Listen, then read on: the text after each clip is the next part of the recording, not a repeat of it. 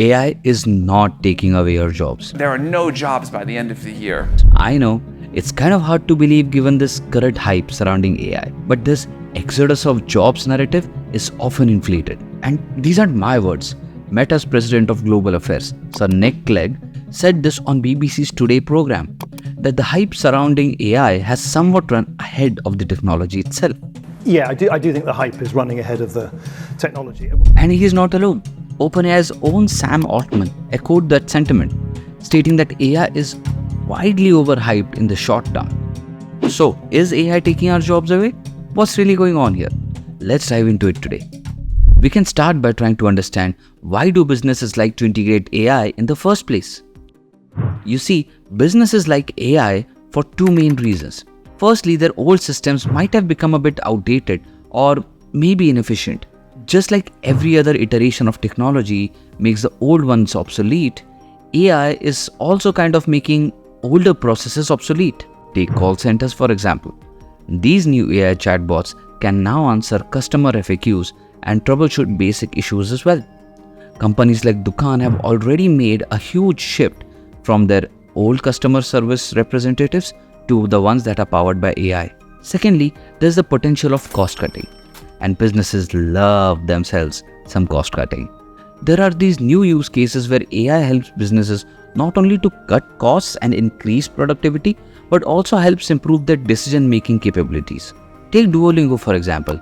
It's one of the most widely used language learning apps. They recently laid off around 10% of their contract writers and translators to rely more on AI for content creation. But let's not forget, Duolingo clarified that AI is here to support experts and not entirely replace them.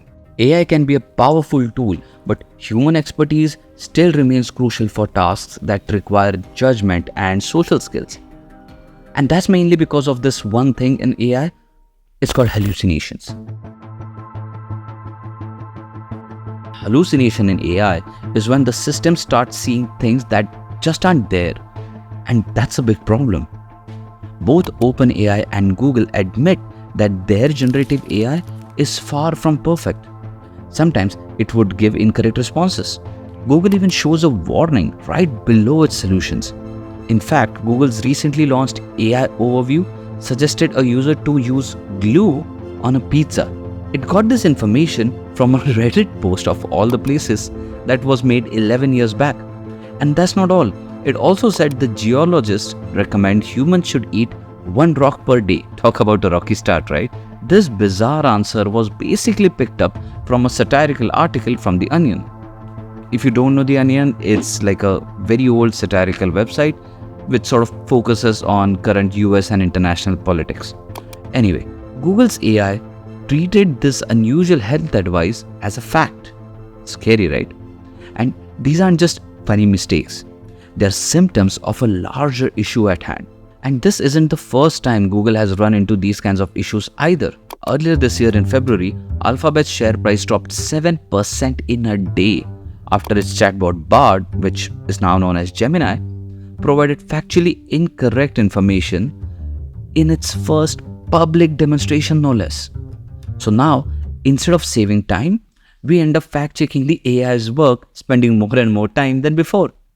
So the whole saving of time is much less than we originally thought it is. Even this very script for this very video was written with the help of AI. But we did end up editing almost all of it due to missing information, very specific and repeated use of certain phrases, which sort of makes it a giveaway that the entire content is AI generated. Anyhow, now this thing happens for certain types of cases, but you get the idea. In 2023, a New York lawyer, Peter Loduca, included a fabricated reference in a legal brief. Now, these references were generated entirely using ChatGPT. This right here highlights the importance of fact-checking AI output, especially in critical fields like the law. Researcher Fabrizio Dell'Acqua found that recruiters relying on high-quality AI for decision-making became less skilled over time, making worse and worse hiring decisions than those who used no AI at all. It's crucial to remember AI is a tool, and just like any tool, it should be used thoughtfully and critically to augment human capabilities and not entirely replace them. According to the World Economic Forum, the AI industry is expected to create around 97 million new jobs by 2025. So AI is not really taking our jobs away. Well, not exactly. See, in some cases it is, but it's more complicated than that. Let's try to understand this with a simple example. First, JP Morgan's introduced an AI system called COIN, short for Contract Intelligence. We made a short video about it.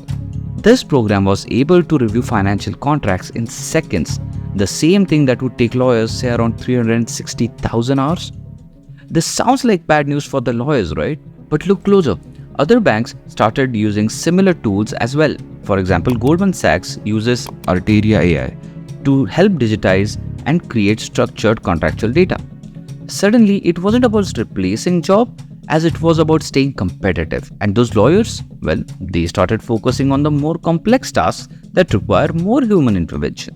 While the number of people needed for document review decreased, the overall demand for legal and financial expertise shifted to more advanced areas, ultimately balancing out the job opportunities and even creating new ones in areas like AI oversight and data analysis.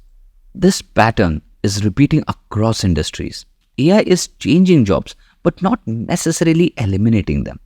There's another factor at play here, the hype itself.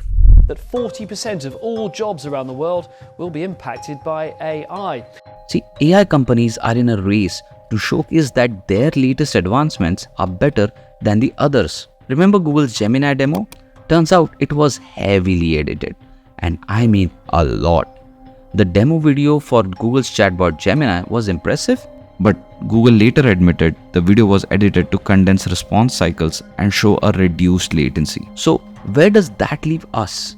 It's pretty obvious by now that some jobs will change, some might even disappear, but new ones would definitely emerge. Now let's be honest, some jobs just flat out stink. Remember those endless phone queues and robotic customer service voices? Yeah, not exactly a dream job, right? So good riddance if AI can handle that stuff. The same goes for tasks like bookkeeping and accounting. Are you crunching numbers all day long? AI can do that in a jiffy, freeing humans for more creative endeavors. Like cooking the said books. But here's the thing, we don't realize it while we are in the hype, but technology generally hits a plateau eventually. Remember those bulky old cell phones? Now we have these sleek smartphones that fit into our pockets. But if you think about it, modern smartphones haven't really changed that much in their form factor for more than a decade now. The same goes for AI. Once the optimizations settle in, you'll stop seeing these dramatical milestones, but new opportunities will still emerge under the radar. The real race isn't between humans and AI, it's about who understands AI the best. We need to be adaptable, to learn new skills and build on the outdated ones. Think about it for a minute. Would a bullock cart rider be really qualified to drive the very first set of cars? But skills evolve, just like technology. But no need to get carried away with this whole efficiency craze. Companies love to squeeze out every last drop of profit, and automation is a quick way to do that. But there's a limit. Once everyone's optimized, the real competition sort of starts again from the bottom. The key isn't to compete with AI, but it's to adapt with it.